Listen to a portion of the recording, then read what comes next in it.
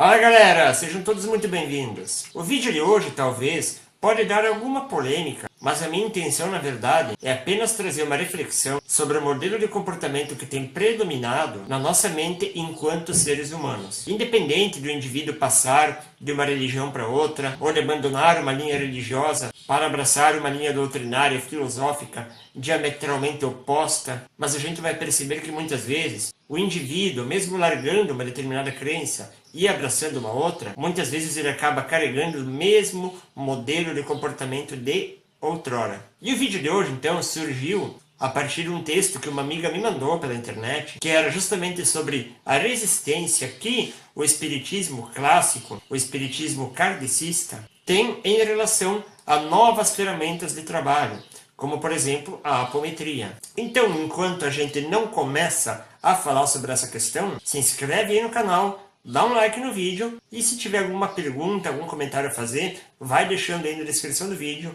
que na medida das possibilidades a gente vai estar respondendo com todo carinho.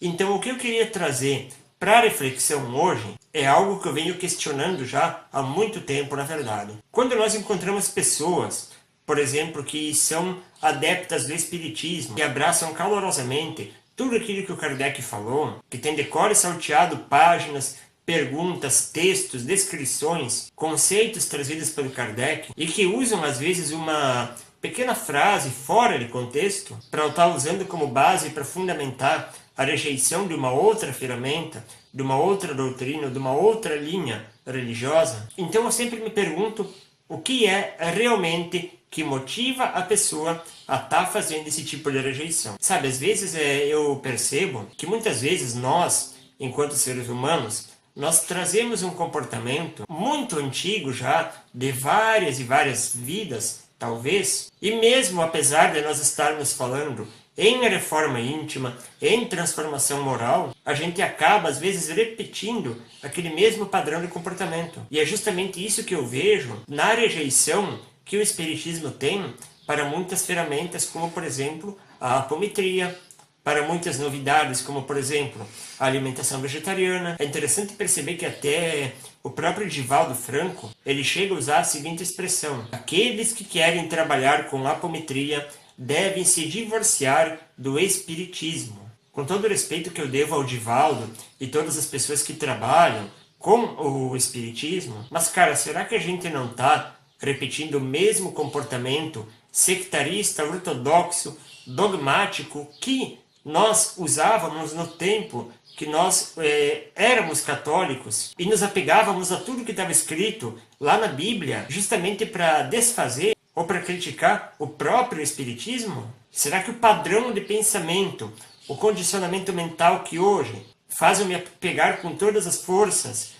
aquilo que o Kardec disse e que eu uso agora para rejeitar outras linhas de pensamento, será que não é o mesmo padrão de condicionamento mental que até pouco tempo atrás me fazia rejeitar o próprio espiritismo em nome da pureza doutrinária do catolicismo? E olha, independente de ser Divaldo, independente de ser Leandro, independente de ser quem for, todos nós temos sim padrões condicionados de comportamento. Quer dizer, existe alguma crença dentro do meu inconsciente que ela está sempre agindo, respondendo automaticamente a qualquer estímulo contrário que vier de uma outra direção, de uma outra linha doutrinária, de um outro conhecimento filosófico e espiritual. Um exemplo muito típico disso é a questão da alimentação vegetariana. Algum tempo atrás, quando surgiu as primeiras psicografias do Espírito Ramatiz, falando sobre a importância da alimentação vegetariana, isso prontamente foi recusado pelos, entre aspas, estudiosos do espiritismo, e é recusado até hoje, na verdade, sob o argumento de que isso é um conhecimento,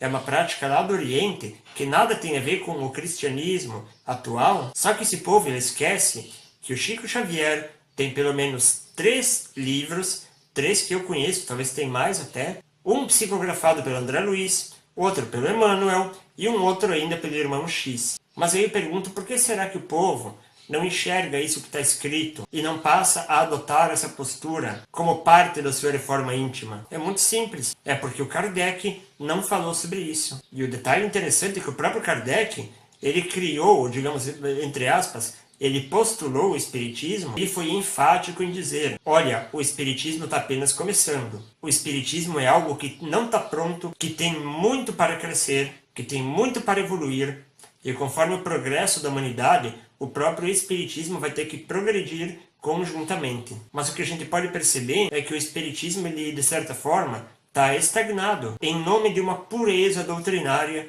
que está só na cabeça do pessoal que quer criar algo como um elitismo dentro do Espiritismo, mas que não tinha nada a ver com o pensamento do Kardec na época. Então, veja bem, não é uma crítica que eu faço ao Espiritismo, muito pelo contrário, eu próprio comecei meu despertar dentro do Espiritismo, e eu acho que eu fui tão fiel a isso que eu não me limitei ao Espiritismo ou aquilo que o Kardec falou. Passei a buscar novos conhecimentos em outras linhas doutrinárias, em outras fontes, e o principal, dentro de mim mesmo. Então, mais uma vez, eu acho que a gente não pode repetir aquele padrão de comportamento que fazia a gente se agarrar com todas as forças aquilo que estava escrito lá na Bíblia, rejeitando o Espiritismo, e que hoje faz o efeito contrário. Faz a pessoa se apegar demasiadamente àquilo que está escrito em uma ou duas linhas lá do Kardec, para rejeitar alguma questão que não é devidamente compreendida por ela.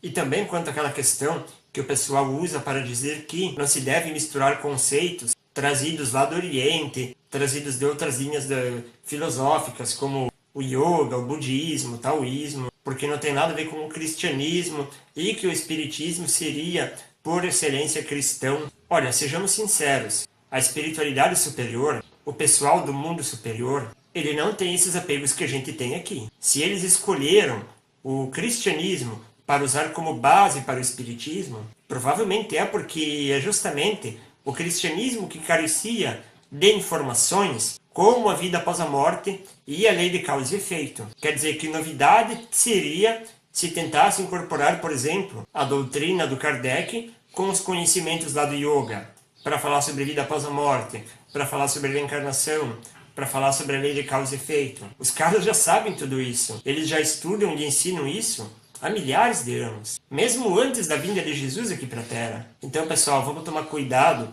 com esse sectarismo, com essa mania de dividir as coisas, com essa mania do nosso ego de criar uma certa elite dentro de uma doutrina, dentro de uma religião, dentro de um pensamento filosófico, porque essa pode ser a proposta de qualquer coisa, menos do espiritismo. O recado por hoje é esse.